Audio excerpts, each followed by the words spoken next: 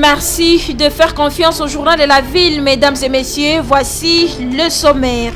Une motion de défiance contre le ministre des Pétantiques déposée au bureau de l'Assemblée nationale, portée par les députés nationaux Jean-Marie Boulambo, Kibasa Maliba, est attendue ce mercredi 13 octobre à l'Assemblée nationale pour s'expliquer sur le soubassement juridique de la taxe RAM. Le président de la Chambre basse du Parlement, Christophe Mbosoko Diampoanga, représente le chef de l'État, Félix Antoine Tshisekedi, à mission aux Émirats arabes unis à la cérémonie commémorative du double anniversaire des 70 ans de disparition du prophète Simon Kimbangu et celui des naissances de Simon Kimbangu Kangani, actuel chef spirituel et représentant légal de l'église kimbanguiste. C'est mardi 12 octobre en Kamba, Jérusalem. C'est tout pour les sommaires, mesdames et messieurs. Encore une fois, bienvenue dans ce journal. La radicalisation de la grève sur toute l'étendue du territoire national. Dans une déclaration rendue publique et faite ce jeudi 12 octobre 2021, la synergie des syndicats des enseignants de la RDC passe à la vitesse supérieure et décide de radicaliser le mouvement de grève sur toute l'étendue du territoire national.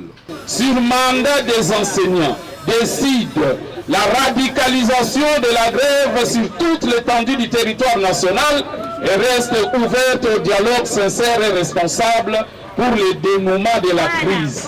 Les parents sont invités à garder les enfants à la maison pendant cette période de conflit collectif du travail pour la sécurité des enfants. C'est à l'issue de son assemblée générale évaluative de la situation de crise qui s'observe actuellement dans le secteur de l'EPST que les membres de cette organisation ont pris cette option, annonçant par ailleurs le dépôt d'une plainte contre le ministre de tutelle auprès des instances judiciaires nationales et internationales.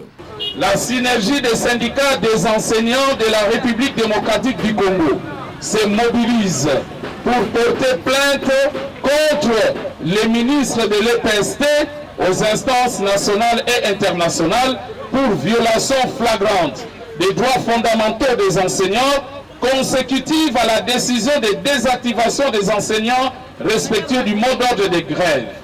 Des marches synchronisées seront organisées à travers la République pour revendiquer les bonnes conditions de travail et de vie des enseignants.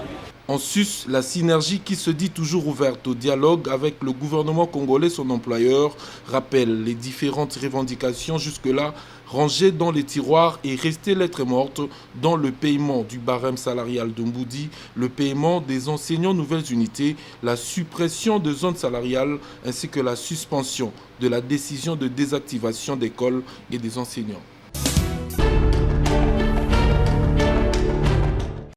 Le ministre de l'Enseignement primaire, secondaire et technique, le professeur Tony Mwabakazadi, a organisé une séance de travail avec tous les coordonnateurs des écoles conventionnées.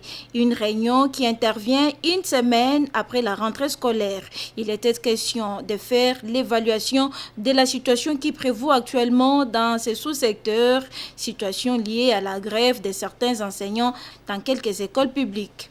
Étant gestionnaires, les coordonnateurs des écoles conventionnées affirment que cette situation impacte le fonctionnement des établissements scolaires. Tout en reconnaissant les droits à la grève reconnus par tout employé, le révérend Guy David Kabangu, président de la coordination nationale des écoles conventionnées, dénonce la procédure.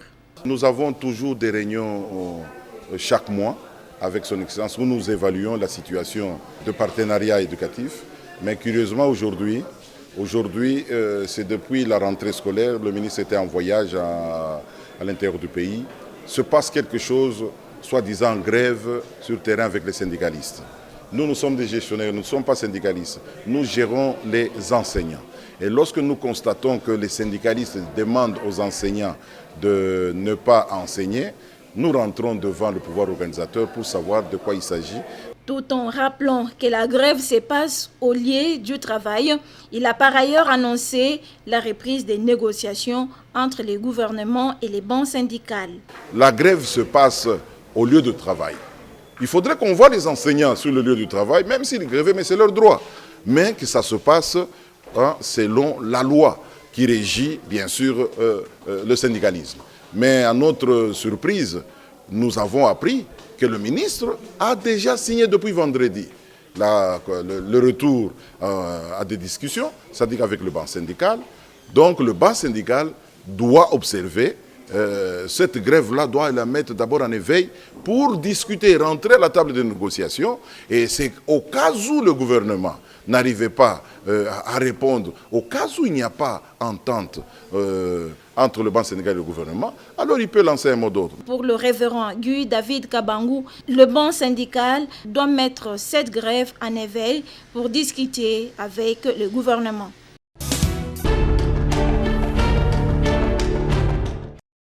Le ministre de la Santé publique, Hygiène et Prévention, Dr Jean-Jacques Mbongani, a reçu ce mardi 12 octobre en son cabinet de travail la ministre provinciale de la Santé de la ville-province de Kinshasa, Madame Lisa Nembalemba.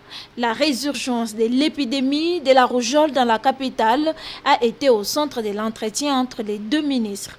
L'occasion était également propice pour la ministre provinciale de la Santé de présenter ses civilités à Monsieur le ministre du gouvernement central, Jean-Jacques Mbongani Mbanda. Je suis venue d'abord lui présenter mes civilités parce qu'on n'a pas eu le temps de se voir, vu que depuis qu'on a été nommé, il a eu à faire des voyages, des déplacements. On s'était convenu de se voir à son retour. Donc la raison de ma visite aujourd'hui, c'est par rapport à l'épidémie de rougeole, comme vous le savez.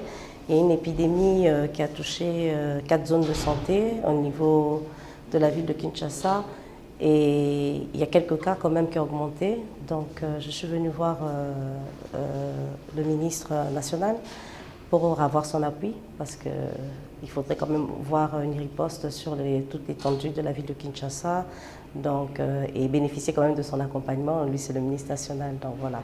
4 zones de santé de Kinshasa sont touchées par cette maladie, dont certains cas sévères ont été signalés dans les quartiers périphériques de Kinshasa. Après échange, les deux autorités sanitaires se sont convenues de se retrouver encore dans 48 heures au cours d'une réunion élargie dans laquelle les experts du ministère provincial de la Santé sont également conviés pour mettre en place un plan global de riposte contre la rougeole à Kinshasa.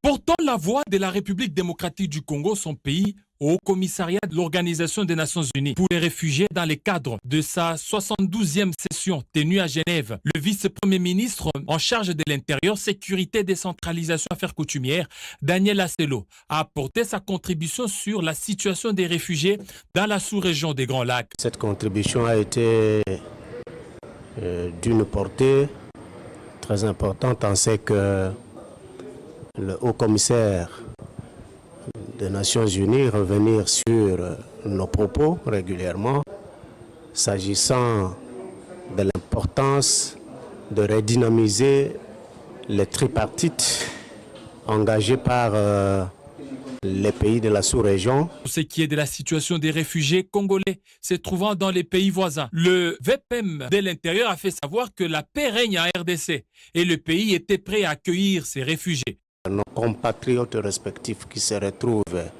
dans différents pays puissent revenir et ceux qui habitent notre territoire puissent également trouver l'occasion d'aller chez eux, vivre en paix, parce que pour la République démocratique du Congo, la paix règne. Il faut noter enfin qu'outre la participation officielle à cette 72e session du Haut-Commissariat des Nations Unies pour les réfugiés, Daniel Asselo a échangé également avec la délégation congolaise des Brazzaville et celle de Centrafrique sur le même sujet avant de regagner Kinshasa.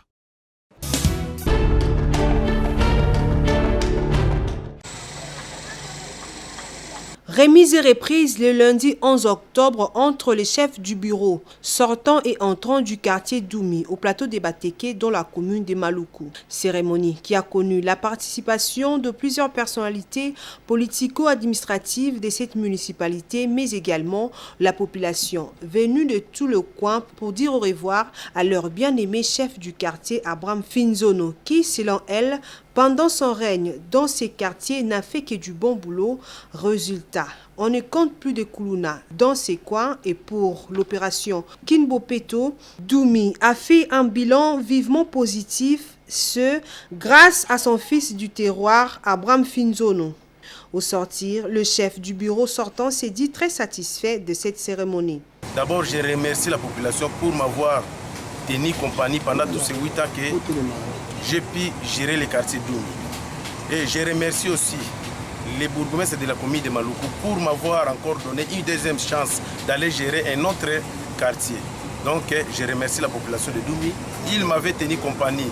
On était ensemble, on avait dirigé les quartiers ensemble. Le quartier Doumi n'avait pas la forme. J'ai donné un peu de forme au quartier Doumi et c'est la continuité de l'administration.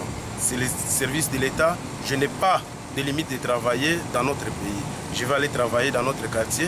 Donc, je suis satisfait de tout ce qui vient de se passer. Au chef entrant Ngambo Mandala de remercier les bourgmestres pour ces nouveaux postes et estime qu'il va suivre le pas de son prédécesseur. Je remercie le gouverneur de la ville de Kinshasa. Je remercie le bourgmestre de la commune de Maluku. Je remercie la fonction de chef du quartier. Je suis chevronné dans l'État. Qui est dans le quartier, la landa ezalilia mokonza uti ko remplacer o ya uti ko kende kongana remplacer azaki kimia asana kana batute izana bezate ngape na kusala ye na kusala ndenge ya sala.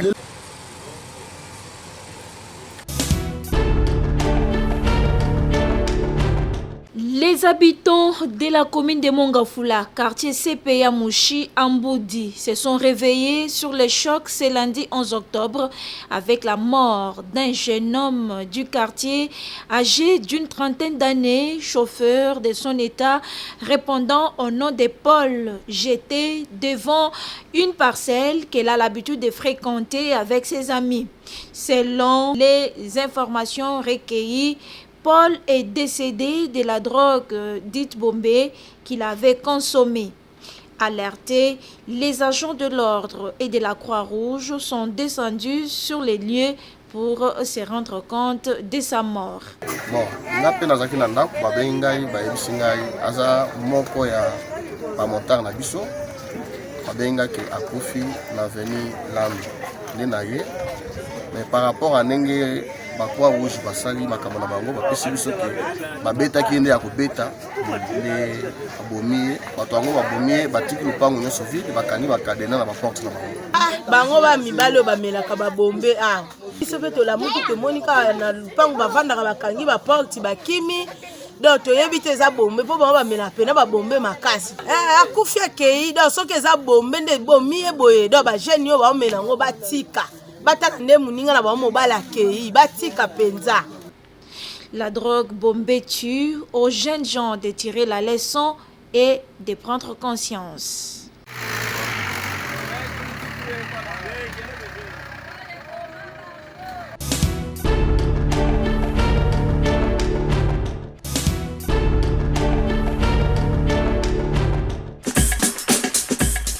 Nous sommes arrivés à la fin de ce journal de la ville. Mesdames et messieurs, merci de l'avoir suivi. Le prochain rendez-vous est fixé pour ce mercredi.